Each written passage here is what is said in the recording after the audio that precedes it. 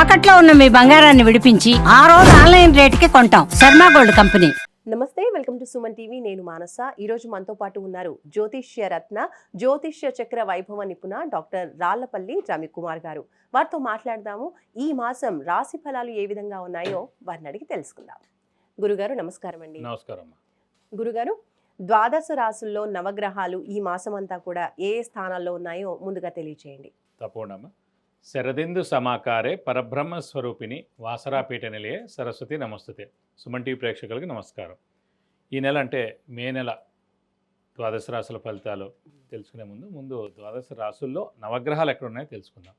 ముందుగా సూర్యుడు వచ్చేసి మనకి 15 మే దాకా ఉచ్చస్థానమైన మేషంలో ఉంటారు. 16 మే నుంచి మనకి వృషభ రాశిలోకి వెళ్తారు. అలాగే కుజుడు వచ్చి మనకి నీచ స్థానమైన కర్కాటక రాశిలో ఉంటాడు ఈ నెలలు కూడా. నెక్స్ట్ వచ్చేసి రాహు మనకి కుంభరాశిలోకి ప్రవేశిస్తున్నాడు 18 మే నుంచి. అలాగే కేతు కూడా 18 మే నుంచి మనకి సింహరాశిలోకి ప్రవేశిస్తున్నాడు. అలాగే గురువు వచ్చేసి మనకి మిథున్ రాశిలోకి 15 మే నుంచి మనకు వస్తున్నాడు. సో ఎప్పుడైతే మనకి గురువు ఒక రాశి నుంచి ఇంకో రాశిలోకి మారుతారో పుష్కరాలు స్టార్ట్ అవుతాయి అన్నమాట.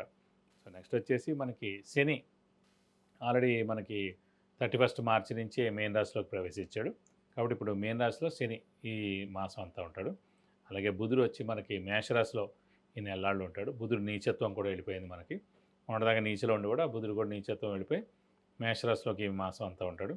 అలాగే మనకి శుక్రుడు వచ్చేసి మేన్ రాశిలో ఉచ్చస్థానంలో ఈ మాసం అంతా ఉంటాడు. ఈ నెల మెయిన్గా ఏంటంటే 3 మేజర్ గ్రహాలు, మెయిన్ గ్రహాలైన గురువు, రాహు, కేతువులు మనకి రాశులు మార్పు చెందాయండి. ఉదాహరణకి గురువు మొన్నటిదాకా వృషభ రాశిలో ఉన్నవాడు 15 మే నుంచి మిథున రాశిలోకి ప్రవేశించడం.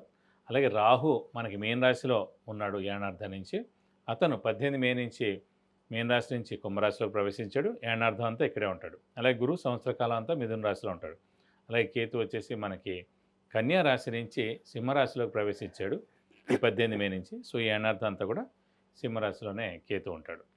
ఇవ్వండి ద్వాదశ రాశుల్లో మనకి నవగ్రహాలు ఈ మాసం అంతా ఇక్కడ ఈ స్థానాల్లో ఉంటాయి. గురుగారు, వృశ్చిక రాశి వాళ్ళకి ఈ మాసం అంతా కూడా ఏ విధంగా ఉంది గ్రహస్థితి తెలియచేయండి. తప్పకుండా. వృశ్చిక రాశి అనగా మనకి విశాఖ 4వ పాదం, అనురాధ 1, 2, 3, 4 పాదాలు, జ్యేష్ఠ 1, 2, 3, 4 పాదాలు. ఈ నక్షత్రాల సమూహం అంతా మనకి వృశ్చిక రాశిలోకి వస్తుంది. ఈ రాశి వారికి ప్రస్తుతం గురుబలం తక్కువగా ఉంది. ఎందుకంటే గురువు అష్టమ స్థానంలో ఉన్నాడు. అలాగే శని పర్వాలేదు, అర్ధాష్టమ శని వెళ్ళిపోయింది. ఎందుకంటే 31 మార్చి దాకా 2.5 సంవత్సరాల నుంచి అర్ధాష్టమ శని వెళుకు నడిచింది.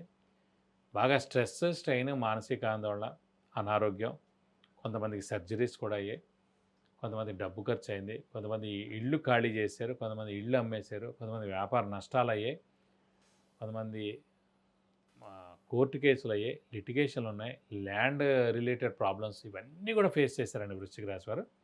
అవన్నిటి నుంచి మేజర్గా దేవుడి వల్ల 31 మార్చి నుంచి బయటపడ్డారు. ఇప్పుడు పంచమ స్థానంలో శని ఉన్నాడు కాబట్టి 2.5 సంవత్సరాలు 60% బాగుంటుంది. 3, 6, 11 స్థానాలు అయితే కనుక 100% అండి. శనికి కానీ, రాహుకి కానీ, కేతువుకి కానీ గోచారిచ్చారు. సో 5th హౌస్లో ఉంది కాబట్టి 50 to 60% బాగానే ఉంది. అర్ధాష్టమం అంటే మరీ బాగాలేనట్టు, 0 అన్నట్టు. సో అర్ధాష్టమం నుంచి 5th హౌస్లోకి వచ్చాడు కాబట్టి ఇంకా పర్వాలేదు వృశ్చిక రాశి వారికి.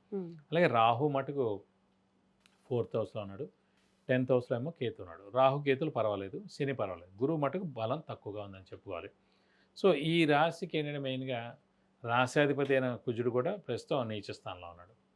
సో ఈ నీచలో ఉండడం మూలాన్ని కొంచెం కష్టాలు ఎక్కువగా ఉంటాయి, హార్డ్ వర్క్ బాగా చేయాలి. అంటే శ్రమ, కాలం, ధనం వ్యర్థమైనకి అవకాశం ఉంది. అవసరానికి డబ్బులు సమకూరవు, రావాల్సిన బాకీలు ఆలస్యం అవుతాయి. అలాగే కొంచెం అదృష్టం పాళ్ళు కూడా కొంచెం తక్కువ ఉందని చెప్పుకోవాలి ఈ నెలలు కూడా అన్నమాట. సో బాగా కష్టపడితే కానీ పనులు జరగవు. కాబట్టి షూరిటీస్ పెట్టకండి, స్పెక్యులేషన్స్ జోలికి వెళ్ళకండి, మధ్యవర్తిత్వం వహించకండి.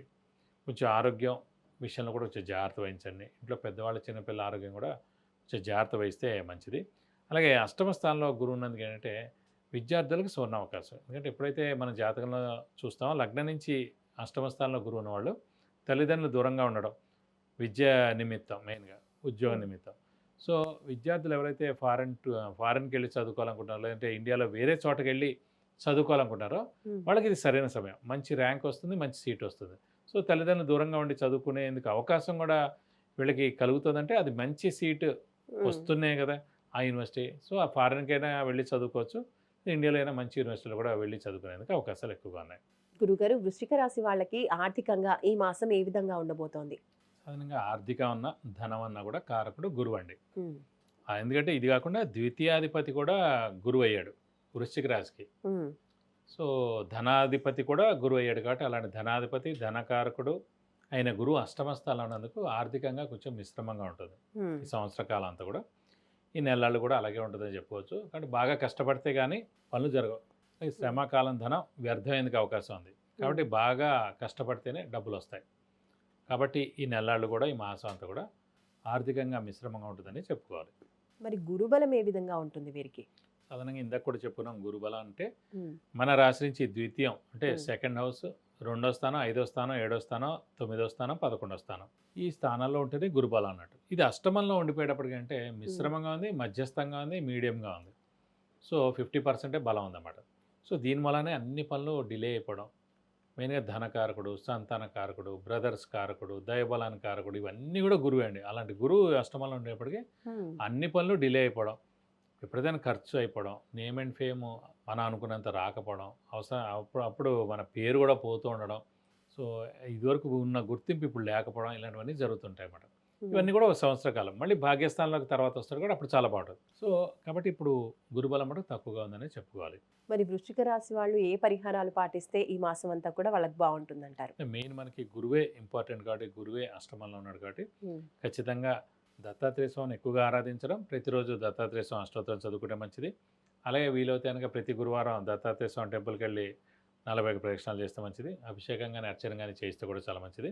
అలాగే వీలైతే గానగాపూర్కి వెళ్ళి పౌర్ణమి కానివ్వండి, అంటే అమావాస్య రోజు కానివ్వండి, అలాగే వీలైతే అది గురువారం అయితే మరీ మంచిది కూడా.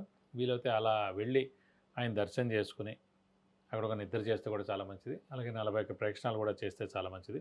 అక్కడ ఏమైనా అర్చన కానీ అభిషేకం కానీ ఏమైనా చేస్తే కూడా ఇంకా చాలా బాగుంటుందని చెప్పుకోవాలి. విద్య, ఉద్యోగం, వ్యాపారం, వాహన యోగం, గృహ యోగం, ఇంకా ఇలాంటి ఎన్నో విషయాలకు సంబంధించి మీరు గురుగారి నుంచి అపాయింట్మెంట్ ద్వారా తెలుసుకోవాలి అనుకుంటే స్క్రోల్ అవుతున్న నంబర్కి కాంటాక్ట్ చేయండి.